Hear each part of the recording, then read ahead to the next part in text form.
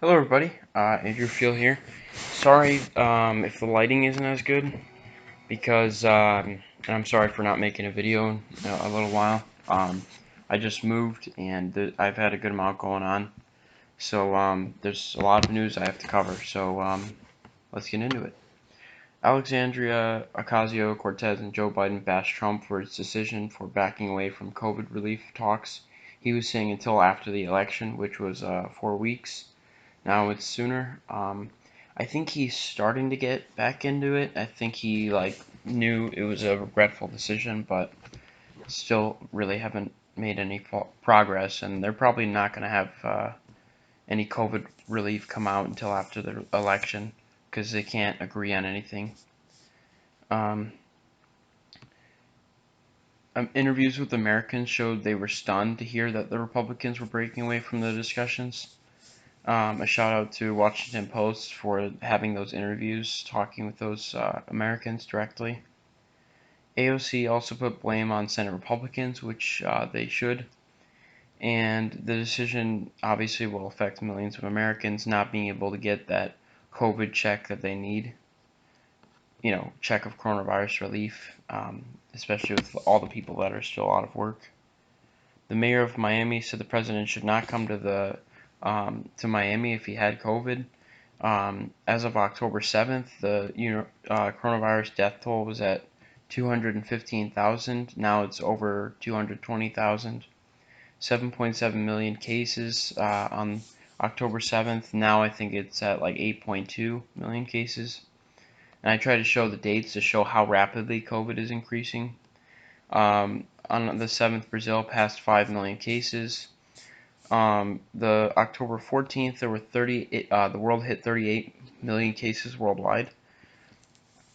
Europe and the U.S. are getting hit hard. Europe's getting hit by the second wave that they were talking about was going to happen in the fall. I think for the U.S. though, it's like a third wave. They're saying, I guess, because we had the first wave in March, we had the second wave in July, so this is kind of like a third wave for us, which is crazy. Countries are reporting the highest daily case numbers. As of the 15th, the U.S. reported 62,000 cases of COVID, the highest level since late July, which is like peak second wave for us. The date of, October 15th was the date of highest world case number in a day, 399,000. I think more recently it's gone over 400,000 cases in a day. On October 16th, the U.S. reported over 70,000 cases. My home state of Illinois reported over 5,000, which is a huge amount for Illinois.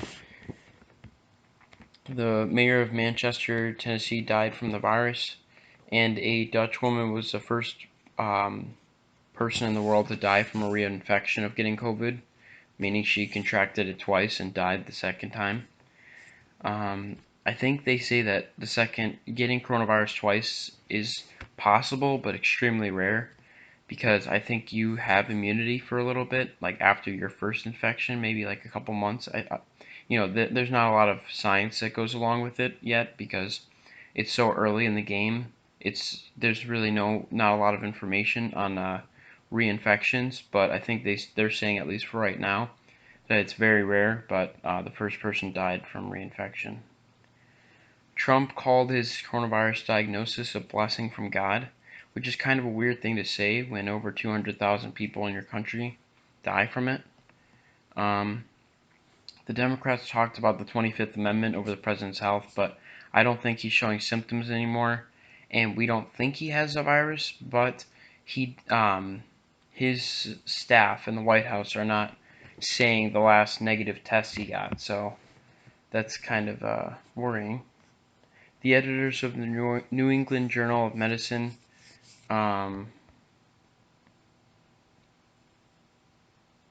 whoops, I messed that up, sorry. I think I was trying to say that they were saying that Biden would be better because of how badly Trump was handling it, but I forgot to write that down.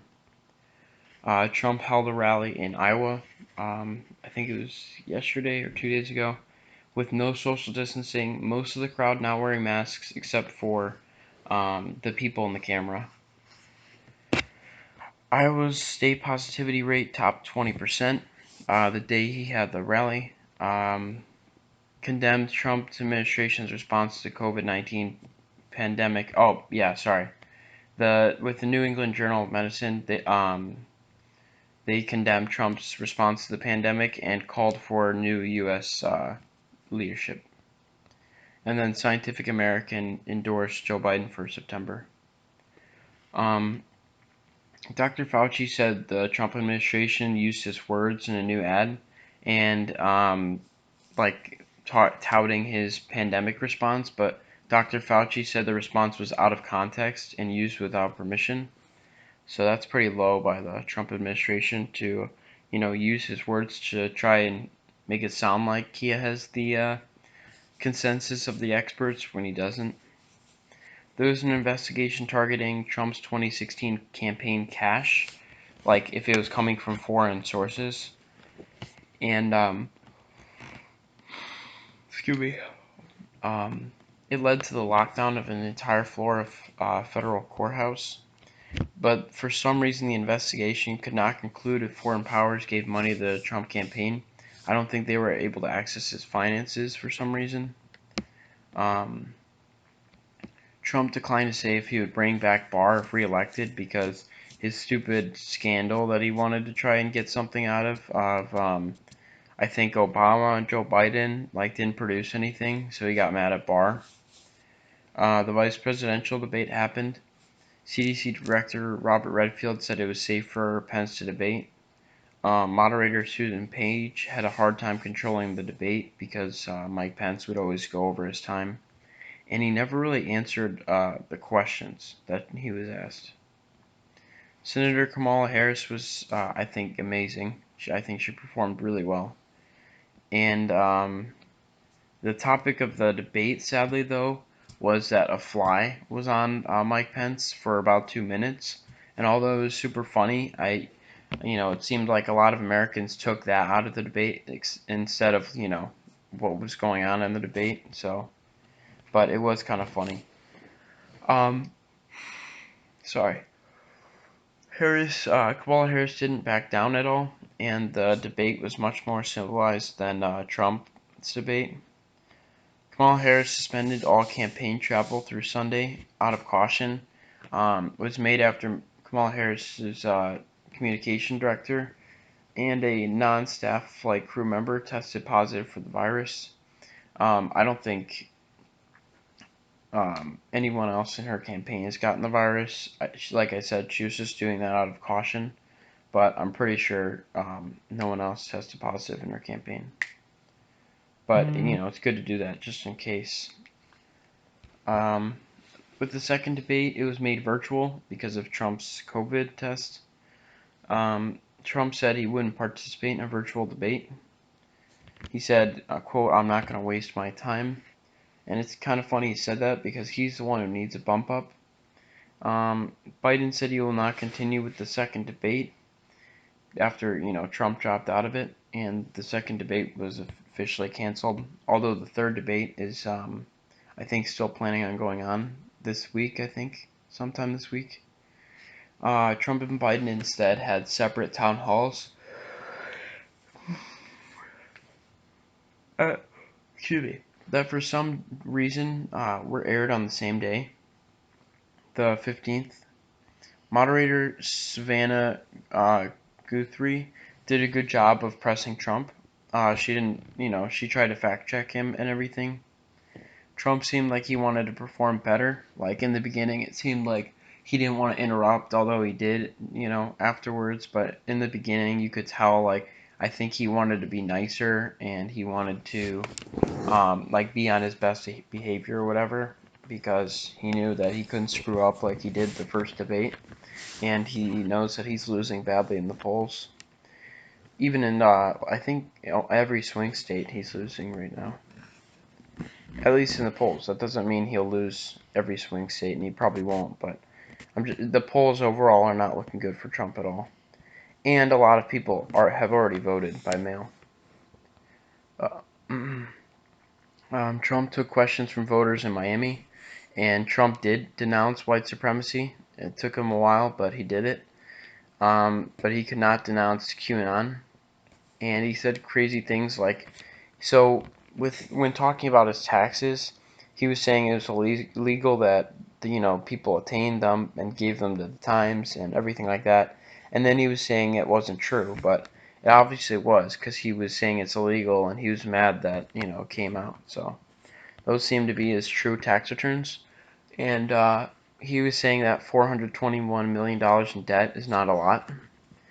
Um, Joe Biden gave presidential responses in his town hall questions. He did stumble a little bit, I think, earlier on, but he did give his presidential responses, and I think he was answering questions even after like the time was up. So it was probably like a wash because I think Trump didn't do that bad, and I think Biden did pretty good. But I don't think one did way better than the other. Um, So the Supreme Court nomination hearing started in the Senate. The Senate put SCOTUS, the Supreme Court nominee, as a priority over COVID relief, because that's what the Republicans probably are thinking that they're going to lose. So instead of working out a deal, they're just like trying to get the Supreme Court nominee in, so she'll have a lasting impact on America after they leave. Amy Coney Barrett. Amy Barrett, I learned, fostered 2 kids from Haiti, which is pretty cool. And it seems like she's knowledgeable about law, but I wouldn't want her in because she seems pretty far to the right.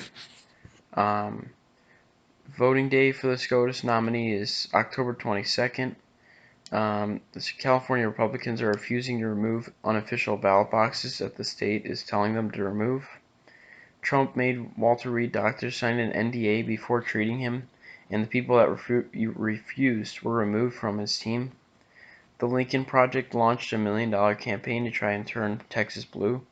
There's a lot of voter suppression, but hopefully they will be able to turn Texas blue because that would be amazing.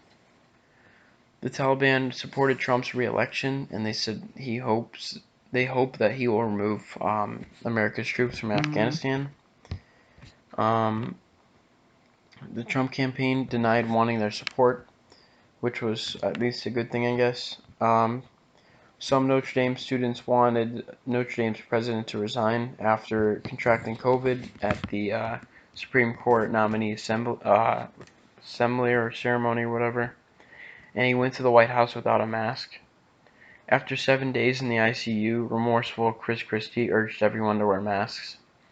New Zealand Jacinda Ardern won re-election for her great coronavirus leadership and was the first time a party won the majority of seats since 1996. New Zealand has not reported a COVID case since October 7th, and they seem to handle COVID really well there. Soccer star Cristiano Ronaldo got COVID-19. The NFL could have given historic punishment to the Titans because the team had so many positive cases, and I also forgot to mention that Stephen Gilmore got COVID. But yeah, they had not only did they have a lot of positive cases, they went against COVID protocols because they hosted a group workout when they weren't supposed to, and the team facility was closed.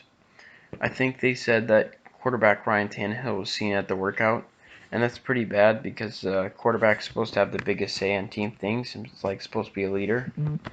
Let's see. One article said so far that the punishment should be shutting down the Titans season. I was saying they shouldn't have gone that far, but they probably should have had to forfeit the week.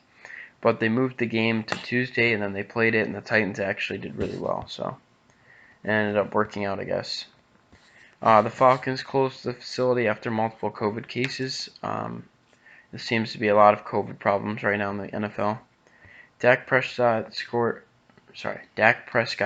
suffered a season-ending injury on his leg, and he's added to the many lost for the year. The Los Angeles Lakers won the NBA Finals, and then Demi Lovato came out with a music video that talks about Trump failing and tells people to vote. I think it's called Commander-in-Chief. So I thought that was a really cool video. So yeah, I hope you guys like and subscribe if you like the content, and I will see you on the next video. Stay safe with this huge wave of coronavirus coming, please, and have a good day.